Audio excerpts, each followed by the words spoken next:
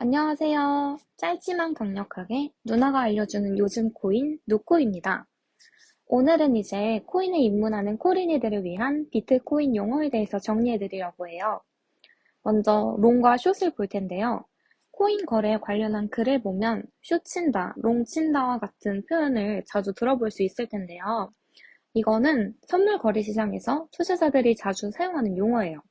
보통 롱은 매수, 숏은 매도 이렇게 불러요. 그렇다면 왜 매수를 롱, 매도를 숏이라고 부를까요? 롱과 숏은 이제 시장을 바라보는 관점에서 비롯된 것이라고 할 수 있는데, 특정 종목이 이제 시장에서 장기적으로 수익이 날 것 같을 때 우리는 매수를 할 것이다. 그래서 시장을 길게 보고 있기 때문에 매수는 롱이 돼요. 반대로 특정 종목이 단기적으로 떨어질 것 같다고 판단이 들 때 우리는 이제 매도를 할 것이다. 그래서 시장을 짧게 보고 있기 때문에 매도는 숏이 돼요. 다음으로 레버리지에 대해서 알아볼 건데요. 레버리지는 한국어로 지렛대의 힘을 의미해요. 적은 돈으로 투자해서 그때의 효과를 보는 것을 뜻합니다. 지렛대를 생각해보면 적은 힘으로 무거운 물체를 들 수 있죠? 코인도 똑같아요. 근데 문제는 빚을 이용한다는 거예요. 예를 들면 1,000원짜리 집을 사는데 자신의 돈을 1,000원을 넣어서 사고 이 집값이 1,100원이 되면 수익률은 10%가 돼요. 레버리지를 이용하면 내 돈 100원, 빚 900원을 들여서 1,000원짜리 집을 사는데 만약 이 집값이 1,100원이 된다면 빚 900원을 갚고 내 돈 100원을 빼고 순수하게 나한테 떨어진 목은 100원이 돼요.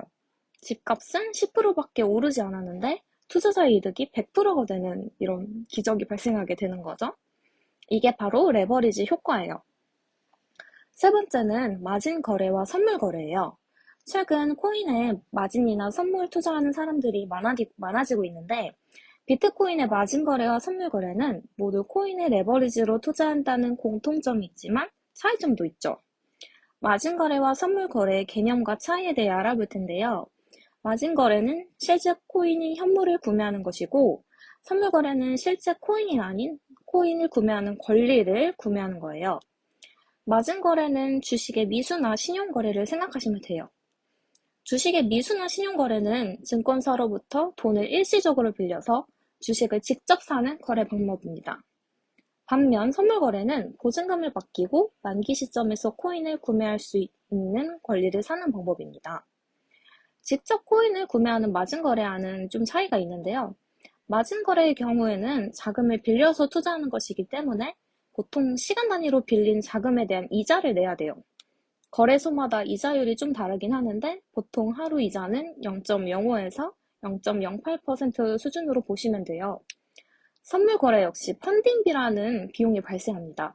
펀딩비는 롱이나 숏 포지션에 대한 유지 비용을 지불하는 것인데 보통 거래소마다 하루 3번 펀딩비를 지불해야 됩니다. 이게 되게 웃긴 거는 펀딩비를 지불하지 않고 지급받을 수도 있다는 건데요. 네 번째로 포지션은 입장이라는 말로 번역을 할 수가 있는데요. 매수를 한 사람은 매수 측 입장이니까 매수 포지션이라고 하고 매도를 한 사람은 매도 측 입장이라서 매도 포지션이라고 합니다. 롱 포지션을 쉽게 생각해서 매수 포지션을 의미하는데요. 예를 들어 삼성전자를 100주 갖고 있고 매도하지 않고 계속 보유하고 있다면 100주에 대해 롱 포지션을 취하고 있다라고 말할 수 있어요. 그리고 롱 포지션의 반대 개념이 쇼트 포지션인데 특정 자산을 매도한 뒤의 상태를 이야기하고 매도 포지션이라고 부릅니다. 그런데 우리는 어떠한 투자를 하다 보면 무조건적인 롱 포지션 또는 숏 포지션이 아닌 적절히 믹스해서 하는 경우가 많은데 이거를 롱 쇼트 정리하기라고 합니다. 다섯 번째는 증거금인데요. 증거금은 레버리지를 활용한 포지션을 잡기 위해서 필요한 금액, 즉 일종의 보증금이라 할 수 있어요. 예를 들어서 내가 1만 달러를 가지고 있는데 5만 달러치의 포지션을 잡고 싶을 때 1만 달러를 이제 이거를 증거금으로 해서 5만 달러치의 포지션을 잡으면 5배의 레버리지가 돼서 리스크 또한 5배가 되는 거죠. 오늘 주식을 매수했다면 이틀 뒤인 3일째에 결제가 이루어지기 때문에 필요한 증거금만 있으면 주식을 매수할 수 있고 결제되는 날 나머지 금액이 계좌에 있거나 추가로 입금하시면 돼요. 그리고 마지막으로 청산인데요.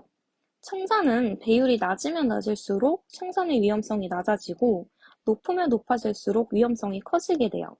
청산에 의해서 소멸된 내 계약 자산은 거래소가 가져가게 돼가지고 자신이 원하지 않는 방향으로 선물 가격이 움직인다면 레버리지를 안 걸었으면 만 원이 이제 10%가 하락했을 때 9천 원이 되고 일단 선물 거래는 지속되고 있는데 여기서 레버리지 10배를 걸었다면 내 돈이 9천 원이 아니고 바로 0원이 되어 청산이 됩니다. 이렇게 높은 배율로 레버리지를 걸면 내 돈은 바로 날아가면서 청산이 돼요. 이런 것 때문에 무서운 건데 투자 금액이 그냥 날라갔다고 보시면 돼요. 그리고 거기다 거래 수수료도 있기 때문에 더 빨리 청산이 됩니다. 지금까지 코린이들을 위한 코인 용어에 대해서 짧게 설명드렸는데요. 조금이나마 이해가 되셨으면 좋겠습니다. 그럼 영상이 도움이 되셨다면 좋아요와 구독 부탁드려요.